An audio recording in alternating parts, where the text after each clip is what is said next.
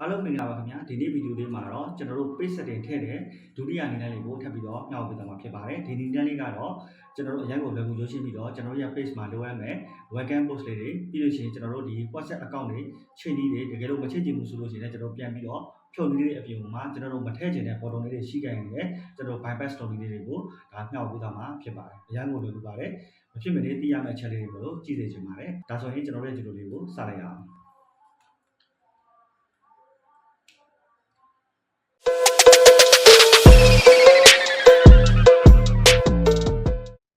page setting ထဲမှာအခြားလိုအပ်တဲ့ data လေးတွေထည့်သွင်းဖို့ကိုတောင်းလေးနဲ့အောက်ကိုတစ်ချက်ဆင်းကြည့်ပါမယ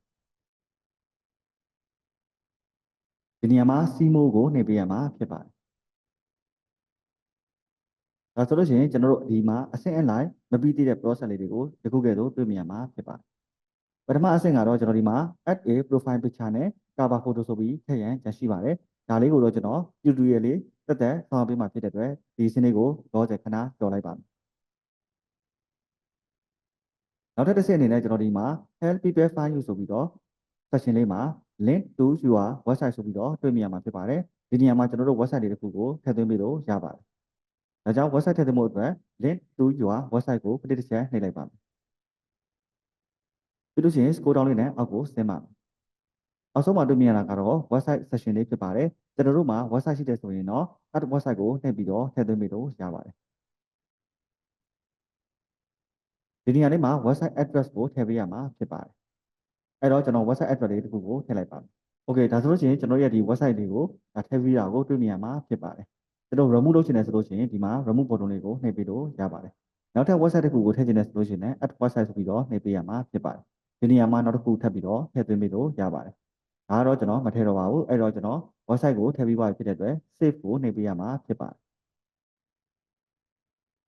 โอเคဒါဆိုလို့ရှိရင်ကျွန်တော်ပြန်ပြီးတော့ကြည့်ကြည့်ပါမယ်ဒီနေရာမှာတော့ကျွန်တော်အဆင့်၄ဆင့်ထည့်ပေးရမှာဖြစ်ပါတယ်ပထမဆုံးကတော့ list your contact preferences ဆိုပြီးတော့မေးထားတာဖြစ်ပါတယ်ဒါကြောင့်မလို့ဒါလေးကိုကျွန်တော်ထည့်သွင်းဖို့အတွက်ကို click တစ်ချက်နှိပ်လိုက်ပါဒ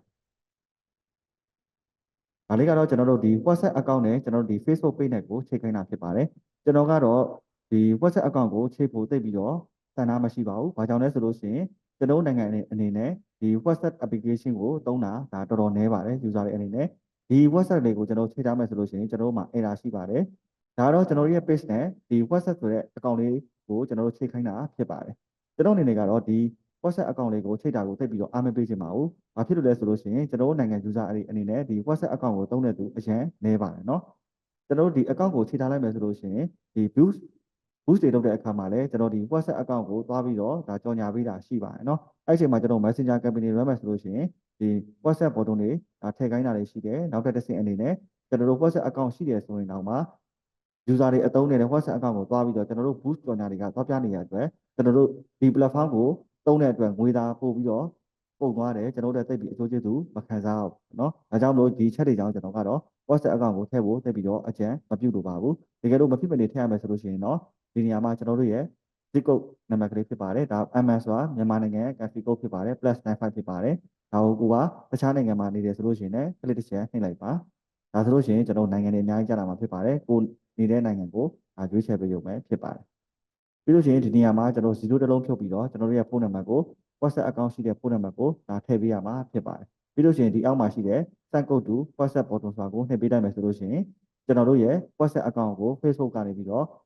့ကျွန်တော်တို့ code ကလေးချပေးမှာဖြစ်ပါတယ်ဒီ code ကိုကျွန်တော်တို့ကဒီ page ရဲ့ဒီ section လေးမှာပြန်ပြီးတော့ confirm လုပ်ပေးလိုက်မယ်ဆိုလို့ရှိရင်တော့ကျွန်တော်တို့ page နဲ့ WhatsApp account တွေကဒါချိတ်ဆက်ပြီးတာဖြစ်သွားမှာပေါ့နော်ကျွန်တော်ကတော့ဒီ video မှာတော့ထည့်ဖို့တက်ပြီးတော့အားမပေးချင်ပါဘူးဒါကြောင့်မို့ကျွန်တော်ဒီအစနစ်ကိုကြော်လိုက်ပါမယ်โอเคကျွန်တော် back နဲ့ပြန်သွားလိုက်ပါမယ်ပြီးရင်ကျွန်တော်ခုန section လေးကိုပြန်ပြီးတော့ကြည့်ပါမယ်နောက်တစ်ခုကတော့ကျွန်တော်တို့ page အတွက်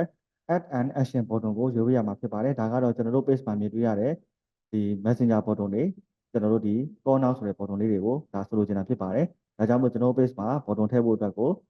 add an action button ကို click နှိပ်ပေးရမှာဖြစ်ပါတယ်ဒီ button လေးတွေမထည့်ခင်မှာဒီ button လေးနဲ့ပတ်သက်တဲ့တကူချင်းအကြောင်းကိုကျွန်တော်ဘ ഹു တုဒရအောင်အနေငယ်နှောက်ပေးတော့မှာဖြစ်ပါတယ်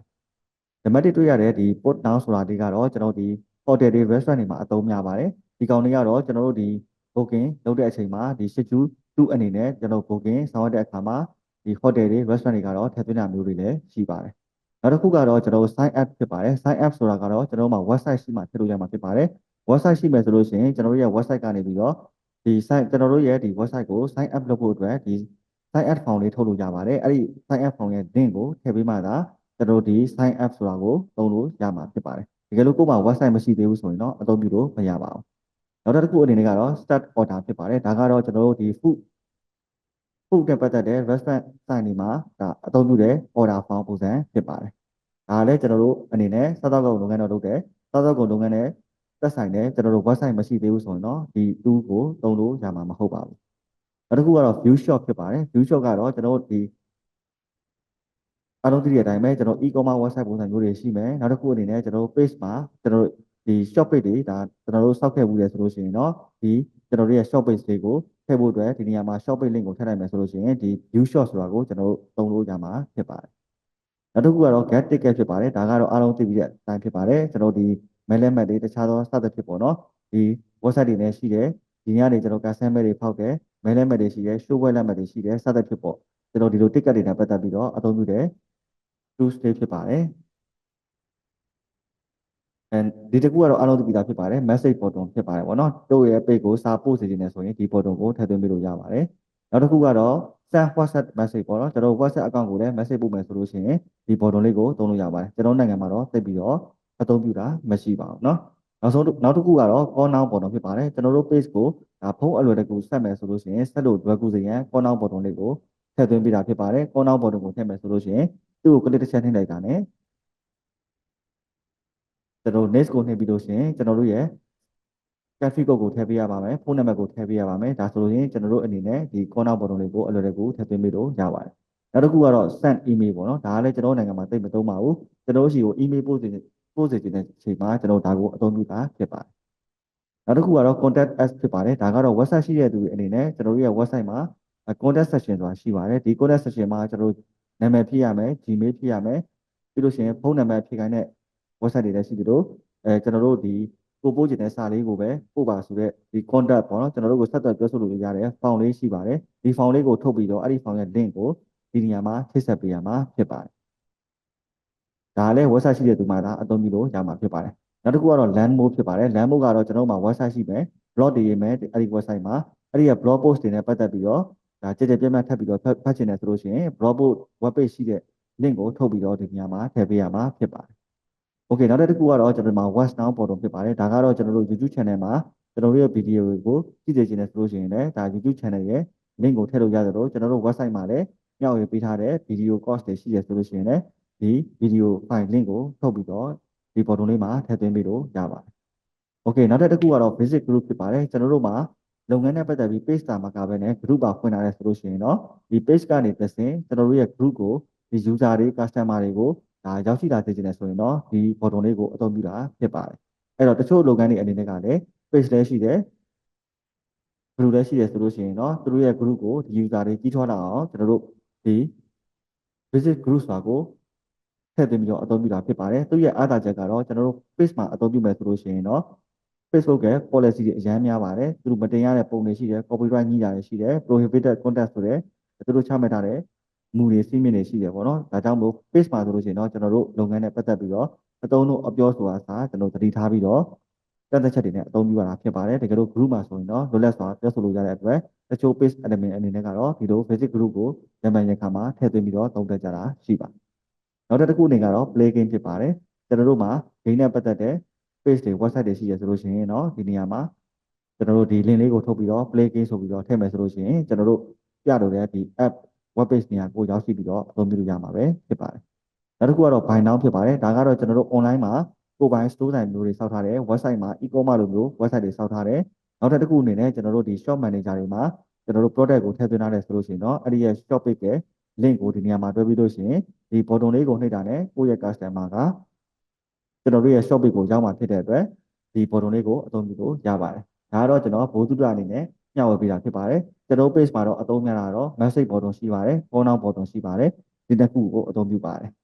်ဒီနေရာမှာ message button နဲ့ call now button ရဲ့ခွဲခြားချက်တွေရှိပါတယ် message button ကိုပဲရွေးမယ်ဆိုလို့ရှိရင်တော့ကျွန်တော်ရဲ့ page မှာ message button တစ်ခုပဲပေါ်မှာဖြစ်ပါတယ်ကျွန်တော်တို့ call now button ကိုရွေးမယ်ဆိုလို့ရှိရင်တော့ call now button ကို message button ကိုပေါ်မှာဖြစ်ပါတယ်ဒါပေမဲ့ Android ဖုန်းတွေ iOS ဖုန်းတွေမှာတော့နှစ်ခုလုံး button မပေါ်ပါဘူးကျွန်တော်တို့ computer နဲ့ကြီးတဲ့သူများသာမြင်တွေ့ရမှာဖြစ်ပါတယ်နော်ဒါကြောင့်မို့ကျွန်တော်ဒီမှာတော့အားလုံးအသုံးများတဲ့ message button တွေကိုပဲယူလိုက်ပါမယ်ပြီးလို့ရှိရင် next ကိုနှိပ်ပေးရမှာဖြစ်ပါတယ်ဒါဆိုလို့ရှိရင်ကျွန်တော်တို့ဒီ page မှာ messenger button လေးကိုသုံးမယ်ဆိုပြီးတော့ confirm လုပ်ခိုင်းတာဖြစ်ပါတယ်ဒါကြောင့်မလို့ save ကိုနှိပ်ပါမယ်โอเคဒါဆိုလို့ရှိရင်ကျွန်တော်နောက်ထပ် step တစ်ခုအနေနဲ့ဆောင်ပြီးသွားပြီမလို့ home page ကိုပြန်လည်ရောက်ရှိပါပြီကျွန်တော်တို့သွားကျင်တဲ့နေရာကိုပြန်ကြည့်ပါမယ်နောက်တစ်ခုကတော့ဒီမှာ invite friend to like your page ဆိုပြီးတော့ကျွန်တော်တို့ရဲ့ friend တွေကို invite လုပ်ပါဆိုပြီးတော့ခိုင်းတာဖြစ်ပါတယ်ဒီအဆင့်ကိုတော့ကျွန်တော်နောက်မှထပ်ပြီးတော့ပြပေးပါမယ်ဒီနောက်တစ်ခုအနေနဲ့ကတော့ write a welcome post ဆိုပြီးတော့သူကရေးခိုင်းတာဖြစ်ပါတယ်ဒါကြောင့်မို့ welcome post တွေကျွန်တော်ရေးပေးရမှာဖြစ်ပါတယ်ဒါဆိုရင်ဒီနေရာမှာကျွန်တော် welcome post တွေရေးပါမယ်โอเคကျွန်တော်ကတော့ note ထဲမှာကြိုပြီးတော့မှတ်ထားလိုက်ပါတယ်။ဘာကြောင့်လဲဆိုလို့ရှိရင်ကျွန်တော်ဒါတွေကိုရေးပြနေလို့ရှိရင်အချိန်ကိုငဲ့ညာပြီးတော့ဒီလိုမျိုး copy paste ပဲလုပ်လိုက်တာဖြစ်ပါတယ်နော်။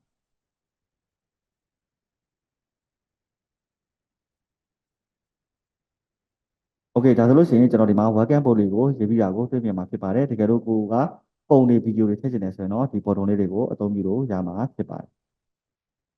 Okay ဒါဆိုလို့ရှိရင် welcome board လေးရေးပြီးတဲ့အတွက် share ကိုနှိပ်ပေးရမှာဖြစ်ပါတယ်။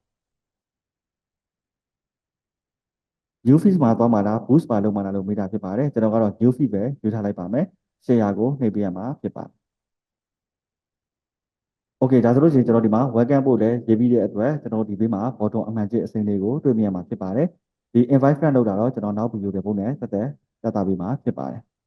်ဒီနေရာမှာတော့နောက်ဆုံးတစ်ခုအနေနဲ့ကတော့ help people find you ဆိုပြီးတော့ကျွန်တော်တို့လုပ်စရာကျန်တာတစ်ခုရှိပါတယ်ဒါကတော့ add your business hour ဆိုပြီးတော့ကျွန်တော်တို့ဒီဆိုင်ရဲ့ဖွင့်ချိန်ပိတ်ချိန်ကိုဒါသတ်မှတ်ပေးလို့ရပါတယ်เนาะဒါကြောင့်မလို့ဆိုင်ဖွင့်ချိန်ပိတ်ချိန်ကိုသတ်မှတ်ခြင်းလဲဆိုလို့ရှိရင်တော့ဒီ add your business hour ကို click တစ်ချက်နှိပ်ပေးရမှာဖြစ်ပါတယ်ဒီနေရာမှာတော့ no hour available ပေါ့ကျွန်တော်တို့ကဘာမှမသတ်မှတ်ထားဘူးလို့ပြောတာဖြစ်ပါတယ်နောက်တစ်ခုကတော့ always open ဆိုတော့ကျွန်တော်တို့နေရောညရော24နာရီလုံးဖွင့်တာလို့ဆိုလိုတာဖြစ်ပါတယ်နောက်တစ်ခုကတော့ permanently close ပါဒါကတော့ကျွန်တော်တို့ဒီ page ကိုမသုံးတော့ဘူးဆိုလို့ရှိရင်တော့ဒီကောင်လေးကိုနှိပ်ထားပြီးလို့ရပါတယ်နောက်တစ်ခုကတော့ temporary close ပါ temporary close နဲ့ permanently close ကဘာကွာလဲဆိုလို့ရှိရင် temporary ကတော့ဥပမာကျွန်တော်တို့ဆိုလို့ရှိရင်တချို့ online shop ရောင်းတာတွေရှိပါတယ်စိုင်မဟုတ်တဲ့အတွက်ဒီကိုယ်ခွဲတဲ့မရှိတော့ကိုတယောက်တည်းပဲရှိတယ်ပေါ့နော်ကိုကလည်းအရေးကြီးကိစ္စတွေခရီး3ရက်သွားစီရမျိုးတုံတဲ့အခါမျိုးမှာတော့ဒီလိုမျိုး temporary close ဆိုပြီးတော့ကျွန်တော်တို့ဒါလုပ်ခဲ့လို့ရပါတယ်မဟုတ်ရင်ကြတော့ကျွန်တော်တို့ဒီကိုကခရီးသွားနေတယ်ဒီ page ကိုတည်းထဲမကြည့်ဖြစ်ဘူးဒီချိန်မှာ customer ကနေပြီးတော့လာပြီးတော့စုံစမ်းမေးမြန်းမယ်ဈေးဝယ်မယ်ဆိုလို့ရှိရင်ဒါကျွန်တော်တို့ page ကိုreply ပြန်တာမကောင်းဘူးစသဖြင့်ပေါ့နော်ဒီလိုမျိုးမှတ်ချက်တွေမကြုံလို့ရအောင်ဒီလိုမျိုး temporary close ကိုဒါရွေးချယ်ပြီးလို့ရပါတယ်နောက်ဆုံးတစ်ခုကတော့ standard hour ဖြစ်ပါတယ်ဒါကတော့ကျွန်တော်တို့အပြင်မှာစိုက်ခွင့်ပြီးတော့ရောင်းချတဲ့လူတွေအနေနဲ့အသုံးပြုတာများပါတယ်ဒီဟာလေးကိုတော့ကျွန်တော်ပြသပေးမှာဖြစ်ပါတယ်ဒါကြောင့်မလို့ standard hour ကိုတစ်ချက်နှိပ်ပါမယ်ဒါဆိုလို့ရှိရင် edit hour ဆိုတဲ့ button လေးကိုတစ်ခုကဲ့သို့တွေ့မြင်မှာဖြစ်ပါတယ် edit hour ကိုထပ်ပြီးတော့နှိပ်ပါမယ်ဒါဆိုလို့ရှိရင်ကျွန်တော်တို့နေ့ရက်အလိုက်ယခုကဲ့သို့ button လေးတွေကိုတွေ့မြင်နိုင်စေမှာပဲဖြစ်ပါတယ်ပထမဆုံးကျွန်တော် Monday ကိုစပြီးတော့တစ်ချက်နှိပ်ပါမယ်ဒါဆိုလို့ရှိရင်ဒီနေရာမှာ Monday ဆိုပြီးတော့ဒါ from ကနေ to ဆိုပြီးတော့တွေ့မြင်မှာဖြစ်ပါတယ်အောက်မှာကတော့ add additional hour ဆိုပြီးတော့နောက်ထပ် button လေးတစ်ခတ်ပြီးတော့ပေါ်နေတာကိုယခုကဲ့သို့တွေ့မြင်မှာဖြစ်ပါတယ်ဒါလေးကဘာကိုပြောတာလဲဆိုလို့ရှိရင်ဥပမာကျွန်တော်တို့ဆိုင်ကမနက်9:00နာရီဖွင့်တယ်ညနေ9:00နာရီထိပဲဆိုလို့ရှိရင်တော့ယခု default ပုံစံတိုင်းကအဆင်ပြေပါတယ်ဒီနေရာမှာတချို့ဆိုင်လေးတွေကရှိတတ်ပါတယ်မနက်9:00နာရီဖွင့်တယ်ဒါပေမဲ့နေ့က7:00နာရီမှာခဏနားတယ်ပြီးလို့ရှိရင်နေ့က1:00နာရီမှာစပြီးတော့ပြန်ဖွင့်တယ်ညနေ9:00နာရီထိဖွင့်တယ်ဆိုလို့ရှိရင်ကျွန်တော်တို့ဒီနေရာမှာအတိအကျလေးသတ်မှတ်ချင်တယ်ဆိုလို့ရှိရင်တော့မနက်9:00နာရီဖွင့်တဲ့အတွက်ဒီ front နေရာမှာမနက်9:00နာရီဖြစ်ပါတယ်နေ့က7:00နာရီမှာနေ့က7:00နာရီမှာ7:00နာရီခွဲလောက်မှာပြင်လာတယ်ဆိုလို့ရှိရင်ဒီတူနေရာကိုကျွန်တော်တို့ပြန်ပြီးတော့ပြင်ပါမယ်အဲ့တော့ကျွန်တော်တို့7:00နာရီ30မှာနားတယ်ဆိုလို့ရှိရင်ဒီ AM ပေါ့နော် AM ဆိုပြီးတော့ကျွန်တော်ပြောင်းလိုက်မယ်7:30မှာနားတယ်ပြီးလို့ရှိရင် OK ကိုနှိပ်လိုက်ပါမယ်ဒါဆိုလို့ရှိရင်ဒီပထမဆုံးအနေနဲ့မနက်9:00နာရီမှာကျွန်တော်တို့ကဆိုင်ဖွင့်တယ်နေ့လယ်7:00နာရီမှာ7:00နာရီခွဲမှာကျွန်တော်တို့ကဆိုင်ခဏပိတ်တယ်သမင်းစားနားမယ်ပေါ့ဗျာပြီးလို့ရှိရင်ကျွန်တော်တို့ကနေ့ကင်း1:00နာရီမှာပြန်ပြီးတော့ဖွင့်မယ်ပြီးလို့ရှိရင်ညနေ9:00နာရီမှာဆိုင်ပြန်ပိတ်မယ်ပေါ့ဒီလိုမျိုးလေးလုပ်ကြည့်မယ်ပေါ့နော်ဒါဆိုလို့ရှိရင်နောက်ထပ် add additional hour ကိုနှိပ်ပေးရမှာဖြစ်ပါတယ်โอเคဒါဆိုလို့ရှိရင်ဒီနေရာမှာ front to ဆိုပြီးတော့တွေ့မြင်မှာဖြစ်ပါတယ်ဒါကြောင့်မလို့ကျွန်တော်ဒီ front နေရာမှာ 17 နာရီမှာကျွန်တော်တို့ကဆိုင်ပိတ်သွားပြီအဲ့တော့ပြန်ဖွင့်မဲ့အချိန်ကနေ့ကင်း1 နာရီဆိုလို့ရှိရင် front နေရာမှာကျွန်တော်ပြန်ပြီးတော့ click တစ်ချက်နှိပ်ပေးရမှာဖြစ်ပါတယ်နှိပ်ပြီးလို့ရှိရင်နေ့ကင်း1 နာရီကိုကျွန်တော်ယူလိုက်ပါမယ်ပြီးလို့ရှိရင်ဒါ PM ကိုပြောင်းပေးရမှာဖြစ်ပါတယ်ပြီးလို့ရှိရင် OK ကိုနှိပ်ပေးရမှာဖြစ်ပါတယ်ဒါဆိုရင်နေ့ကင်း1 နာရီမှာကျွန်တော်ရဲ့ဆိုင်ပြန်ဖွင့်မယ်ပြီးလို့ရှိရင်ကျွန်တော်ညနေ9 နာရီမှာပိတ်မယ်ပေါ့နော်အဲ့တော့ကျွန်တော်9 နာရီပဲဆိုကြပါလို့ကျွန်တော် click တစ်ချက်နှိပ်လိုက်ပါမယ်ပြီးတော့9 နာရီခွဲဆိုတော့နေ့9 နာရီမှန်တယ်ပြီးလို့ရှိရင်9 နာရီခွဲ click တစ်ချက်နှိပ်မယ်ပြီးရင် OK ကိုနှိပ်ပေးလိုက်ဒါဆိုလို့ရှိရင်ယခုကဲ့သို့ကျွန်တော်တို့ရဲ့ဆိုင်တွေကမနက်9 နာရီဖွင့်မယ်နေ့လယ်17 နာရီခွဲမှာပိတ်မယ်ပြီးလို့ရှိရင်နေ့ကင်း1 နာရီမှာပြန်ဖွင့်မယ်ညနေ9 နာရီခွဲမှာပြန်ပိတ်မယ်ဒီလိုမျိုးလေးကျွန်တော်တို့ထည့်သွင်းပြီးလို့ရပါတယ်နော်ပြီးလို့ရှိရင်နောက်ထပ်နေ့ရက်တွေကိုလည်းယခုလိုပုံစံမျိုးလေးနဲ့ထည့်သွင်းလို့ရပါတယ်အဲ့တော့ကျွန်တော်ထည့်လိုက်ပါမယ်โอเคဒါဆိုလို့ရှိရင်ပထမနေ့တိုင်းအတိုင်းကျွန်တော်ဒီ channel ရက်တွေအကုန်လုံးကိုယခုကဲ့သို့ဒါထည့်သွင်းလိုက်တာကိုတွေ့မြင်ရမှာဖြစ်ပါတယ်ဒီလိုကိုကဒါကိုမကြိုက်တော့ဘူးဆိုလို့ရှိရင်တော့ဒီဘေးမှာရှိတဲ့အမှားလေးကိုနှိပ်ပေးလိုက်မယ်ဒီလိုကိုကဒါကိုပြန်ပြီးတော့ဖြုတ်ချင်တယ်ဆိုရင်တော့ဒီအမှားချစ်ကလေးကိုနှိပ်ပေးလိုက်လို့ရပါတယ်အဲ့တော့ကျွန်တော်ကတော့ Sunday တရက်ပိတ်တယ်ပေါ့နော် close ဆိုပြီးတော့ထားခဲ့ပါတယ်ပြီးလို့ရှိရင် done ကိုနှိပ်ပေးရမှာဖြစ်ပါတယ်နောက်ထပ် save ကိုနှိပ်ပေးရမှာဖြစ်ပါတယ်โอเคဒါဆိုလို့ရှိရင်ကျွန်တော်တို့ရဲ့ page မှာဒါအချိန်လေးတွေလည်းဒါသတ်မှတ်ပြီးတာကိုယခုကဲ့သို့တွေ့မြင်ရမှာဖြစ်ပါတယ်โอเคဒါဆိုလို့ရှိရင်ကျွန်တော်ဒီမှာအားလုံးကိုဖြည့်သွင်းပြီးပါပြီဒီမှာကြံခဲ့တာတော့ profile picture ရဲ့ cover photo ရဲ့ဒါကျွန်တော်တို့ကြံခဲ့မှာဖြစ်ပါတယ်ဒါကိုဗီဒီယိုတက်လုပ်ပေးပါမယ်ဒီနေရာမှာနောက်ထပ်ကြံတာကတော့ဒီတစ်ချက်ကြံပါတယ် invite friend ကိုလည်းဗီဒီယိုတက်လုပ်ပေးမှာဖြစ်တဲ့အတွက်ဒီအဆင့်ကိုကြော်ခဲ့လိုက်ပါမယ်နောက်ပြီးကျွန်တော်တို့ဒီ bypass လုပ်မှာကတော့ list your contact preferences ဆိုတဲ့ဒီ WhatsApp account လေးကို bypass လုပ်ချင်တယ်ဆိုရင်တော့ဒီညာဘက်ထောက်မှာရှိတဲ့ 3 dot လေးကိုနှိပ်ပေးရမှာဖြစ်ပါတယ်ပြီးလို့ရှိရင် skip a step ကိုရွေးပေးရမှာဖြစ်ပါတယ်ဒီနေရာမှာကျွန်တော်တို့ကြော်ချင်တဲ့အကောင့်လေးကိုရွေးပေးရမှာဖြစ်ပါတယ်ပြီးလို့ရှိရင် skip ကိုနှိပ်ပေးရမှာဖြစ်ပါတယ်โอเคဒါဆိုလို့ရှိရင်ကျွန်တော်ဒီမှာ WhatsApp account လေးကိုကြော်လိုက်တာဖြစ်တဲ့အတွက်ကျွန်တော်ဒီမှာအဆင့်3ဆင့်မှာအဆင့်4ဆင့်မှာအဆင့်3ဆင့်ပြီးသွားပါပြီအဲ့တော့တစ်ဆင့်ကတော့ကျွန်တော်ဒီ invite လုပ်တဲ့နည်းလေးကိုတက်ဗီဒီယိုလေးလုပ်ပေးသွားမှာဖြစ်ပါတယ်နော်โอเคဒါလေးအားလုံးလုပ်ပြီးသွားရင်တော့ကျွန်တော်တို့ band နဲ့ပြန်ပြီးတော့ဖတ်လို့ရပါတယ်